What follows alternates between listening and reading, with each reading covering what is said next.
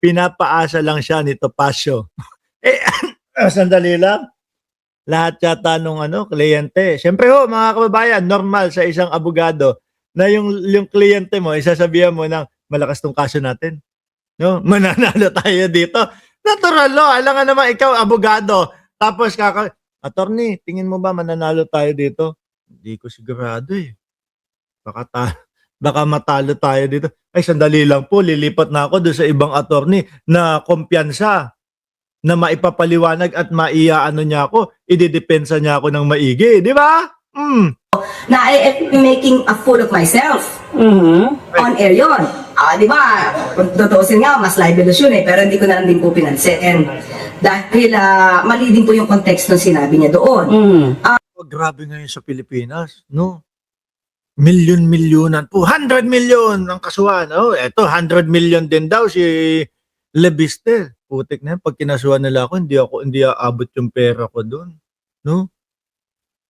Kapag sinabi kay Mark Ramos, may kaso ka, 100 million. Naku, kulang po ako ng 1 million kapag kaganyan, anong nangyayari? Oh. Kung makikipag-usap po, ako po'y open. Wala naman po sa aking masama. Dahil ako naman po, pagka ako'y nagsalita, binabase ko lang din po naman sa mga news at saka yan yung napapansin ko kay Atty. Claire Castro. Dito sa ating vlog, kapag walang news, kapag walang ang ginagawa po namin, replay. Ano po? Hindi ho kami nagbablog, lalo na si Atty. Claire Castro, hindi din yan nagbablog, mga kababayan, ng walang materyales na ginagamit po. Yung tipong yan, mga video na pinapakita niya, pinapakita natin, mga video o mga pictures, lagi pong may ganyan ho, mga bossing. Hindi tayo yung base o sabi nung aking puting ahas, laos na po yung ganun. Sabi, nung ganito, ganyan, tapos walang ipapakita. Napagod na po ang taong bayan sa ganun. Tayo po, mga bossing, late talaga tayo. Hindi tayo yung mga mauuna. Diba? Kasi yung mga style ng mga mauuna, yan yung mga yan yung mga tipong tawag doon, galing-galingan. Galing-galingan. Ayon sa aking puting ganito, ganyan. Tapos ang ending wala namang maipapakita. Kami, yan, kagaya nung kay Atty. Claire Castro na vlog sa atin, hihintay muna kami sa news. Hihintay muna kami doon sa mga balita bago kami mag-reaksyon. Binalita na O, paano mo ngayon sasabihin na si Mark Ramos naninira lang? Yung nagbalita muna ang puntahan ninyo. Same lang din po yan nung kalagayan ni Atty. Claire Castro. Labas, sinabi ni Lebiste sa kanya mismo sariling bibig, mga kababayan, na nung tinanong siya kung nag-divest siya, yes ang sagot niya. Sabi ni Ombudsman Remulla, ganun din daw po. Batang-bata pa lang si Lebiste, ninenegosyo na. O, yung prangkisa. Tapos, duktong pa nga nun, senador pa nanay niya. O, di ho ba? Safe, mga bossing. sabi nila. So, wala po tayong mali sa kung ano man po ang ating kinokontent dyan. Kung sino tatayo abogado, ako po. Tatayo para sa sarili. Pwede pala yun, Hindi kasi minsan ho ako, mga kababayan, hindi ko lang alam. Hindi ko lang ho alam, no? Yung tipo bang minsan may abogado na nanggigigil ka na? Kasi parang, meron ka pang pwedeng sabihin, may pwede ka pa ibala. Pero yung tipo bang iba yung diskarte niya? Minsan kasi ang iniisip ko, kapag kayong magkakaso ako, kagaya niyan sa mga Pilipinas, minsan naiisip ko, mas okay pa yata no?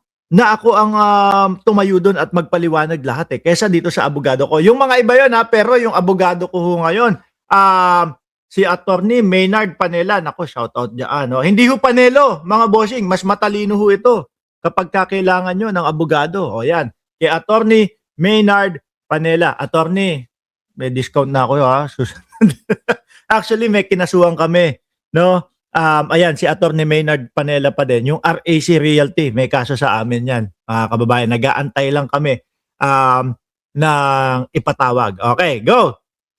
Alright. At sa ibang usapin naman po tayo, ma'am, na-validate na po ba yung sinasabi ni Senator Panfilo Lacson na nagbigay raw ng false ghost flood control? Iba na to. Okay, bukas na natin itatopic ko yan, mga bossing. Kayo, Diyan sa comment section, ano sa tingin ninyo, mga kababayan, ang kahihinatnan o ang kahahantungan nitong pagkakaso daw ni Leviste? At medyo ayaw daw masaktan ni Leviste, si Atty. Claire Castro, kaya hindi kinasuhan ng criminal case. 100 million na lang daw po. I-comment nyo dyan sa comment section kung ano ang inyong masasabi.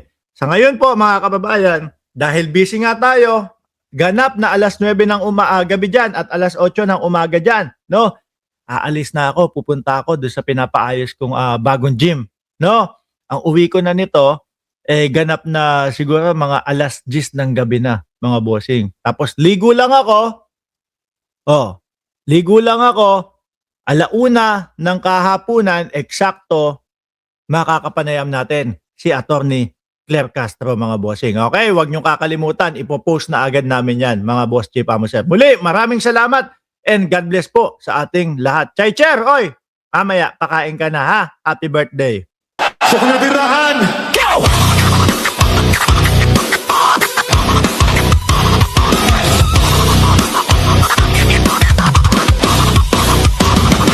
Kawawang publiko, grebe na ito. Nilalaso ng isipan, grebe na kayo.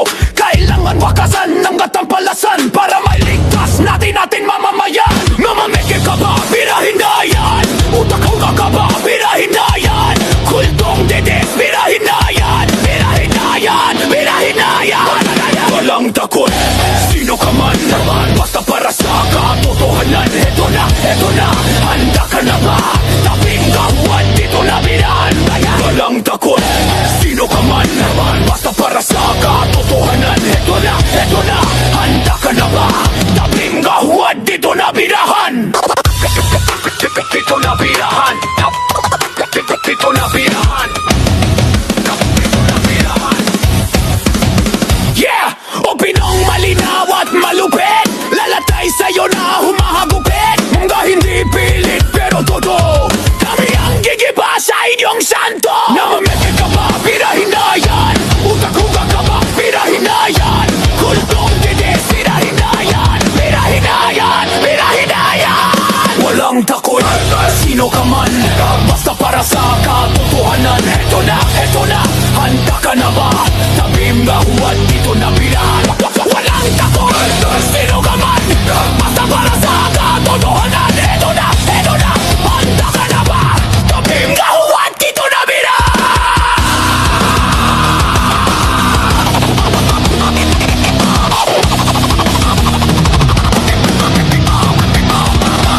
Bosmak, ano na? Basta Kero, ano na? Banat Boy Niolo. What's up, Boss Mike, ano na?